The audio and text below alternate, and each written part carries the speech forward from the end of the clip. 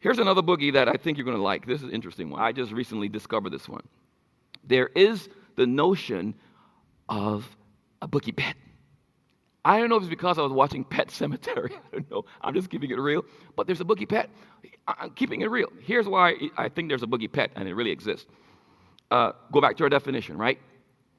A boogie is anything that tries to prevent you from making that positive change in your life, right? That's a boogie.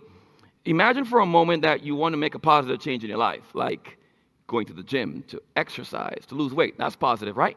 Everyone can agree to that?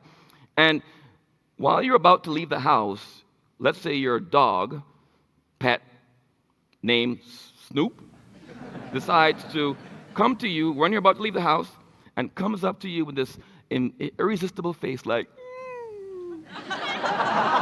that's a boogie. I'm keeping it real, that's a boogie.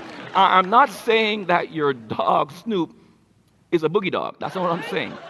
What I'm saying is that in the moment you are trying to make a positive change for your life, your dog, Snoop, just played the role of a boogie. That's all. Because what happens when your dog plays the role of a boogie, it captivates you with his emotions.